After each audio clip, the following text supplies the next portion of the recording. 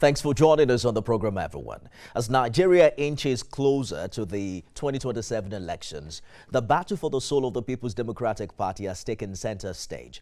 With the elective national convention now barely 3 months away, questions over zoning, internal democracy and unity are once again threatening to tear the PDP apart. Today, a consultative meeting of Southern PDP leaders in Lagos, attended by governors, former governors and party elders, including Chief Bode George, sparked a fierce backlash. The meeting we hear was called to determine elective positions for the PDP National Convention to be held on 15th and 16th of November. But rival bloc of Southern leaders, including state chairmen and National Assembly members, has dismissed the Lagos gathering as exclusionary, divisive and unrepresentative. We say that it is indeed highly regrettable and deeply disturbing that such a meeting was convened without the courtesy of inviting several state chairmen from the Southeast and the South-South, as well as the duly elected National Secretary of our great party, including the Deputy National Legal Advisor of our party, who is seated by my right.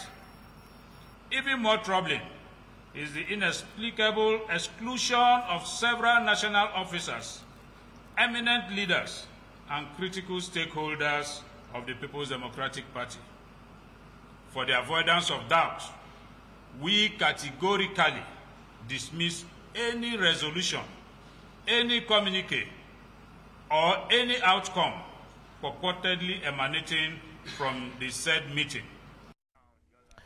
At stake is not just who controls the party's structure ahead of the convention, but also the PDP's credibility as a viable opposition heading into the 2027 general elections. Will the PDP rise above factional battles, or is it marching toward yet another season of crisis? Tonight on Beyond the Headlines, I'm joined by PDP chieftain and elder statesman Chief Bode George to help us unpack these burning questions. Chief Bode George, thank you for joining us on the program. You were at the Lagos meeting today. Tell us what transpired there and if a decision was made as to the elective positions ahead of your national convention in November. You know, I feel a little bit very disturbed when I saw the minority leader in the House making this statement. Very disturbing. And I want to appeal to all and sundry to sheathe their sword and be very, very calm. Now, the meeting held today was purely consultative. The report of the zoning committee will be delivered to the NEC next week, Monday. Now, if most of those people there today, like he read out those who are to be there, like the man who led this conference, the one who just spoke with you, the minority leader from the House, he was supposed to be there because he's from the South. I don't know what happened, why he didn't come. And, you know, the state governors, I mean, most of the state chairmen, not informed. It's a consultative thing. It's not a fixated meeting. It doesn't mean that they will not have their own input into this convention. And the decision, whatever they arrive at, because consultation means consulting various groups to see their thinking. It has nothing to do with the finality of their report. But what the minority leader is saying, Chief George, yes, is that he described the process as secretive and likely to cause problems within the PDP. How do you respond to that? This is why I completely disagree with him. Look, let these people be very gentle. We're at a critical crossroad. We are heading for the national convention.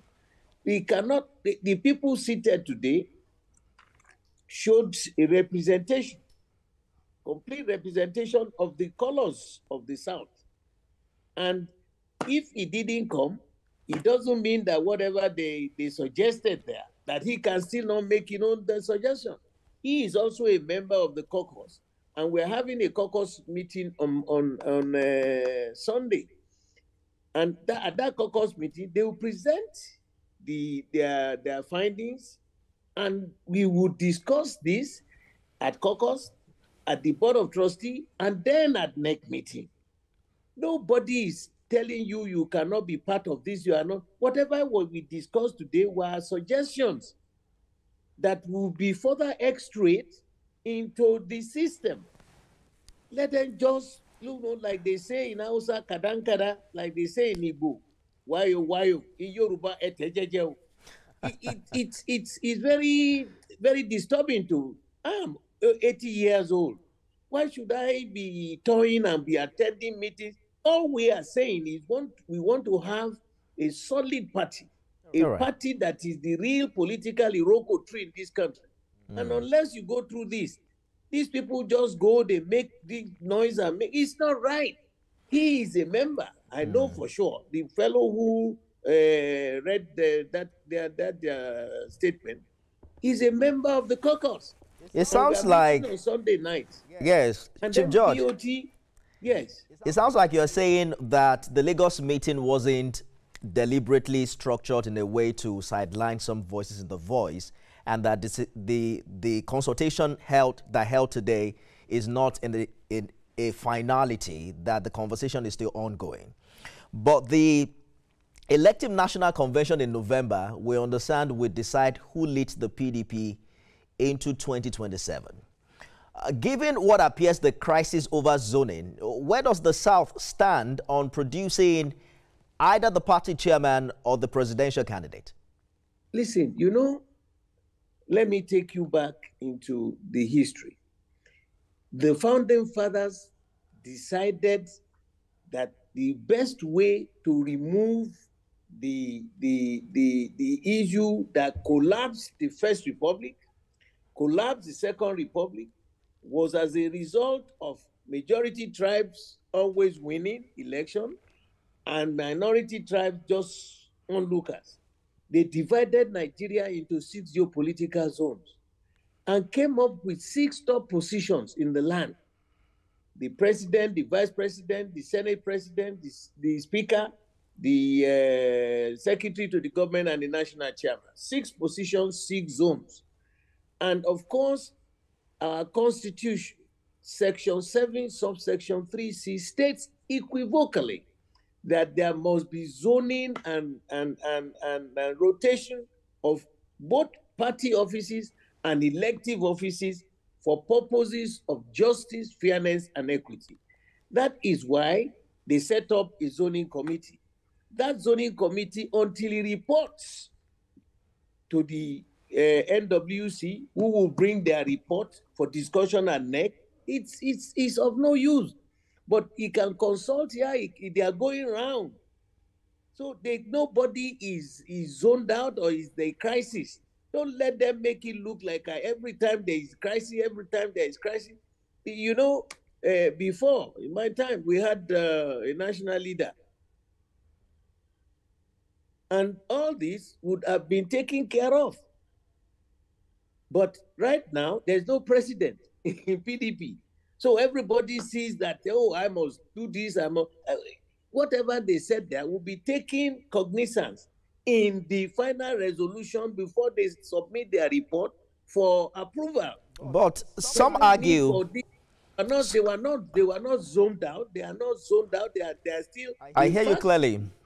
Yeah, but he said it. He said it. The chairman of the zoning committee said the people who are invited, the governors, yes, except Oshun, who just came back this morning and sent his apology. Enugu, who should have been there, sent his deputy. So all the governors in the South were present. Now, Chief Bode George, that some argue that the PDP hasn't resolved its long-standing North-South rift since 2022, which affected Atiku Abubakar's candidacy. What lessons has the party really learned, and how can this zoning we're talking about be handled differently this time to avoid another implosion? It cannot happen. and it will never happen. The zoning we are talking about, whatever is zoned to the north remains in the north for the next 4 years. Whatever is zoned to the south remains in the south for the next 4 years. All we are doing is micro-zoning. In other words, positions in the southwest, do we want to retain them or do you want to change them? The positions given to the southeast, do you want to retain them or take some other positions? The same in the south-south. So those three zones, sub-zones, are the ones we are considering. Has nothing to do. The northern zone, they are going to have their own. All positions remain the same until the next election, not this coming election, in another 4 years. So I don't see what is so sacrosanct about this zoning thing. Most of those people you see there, they are all members. All the state chairmen are members of NEC.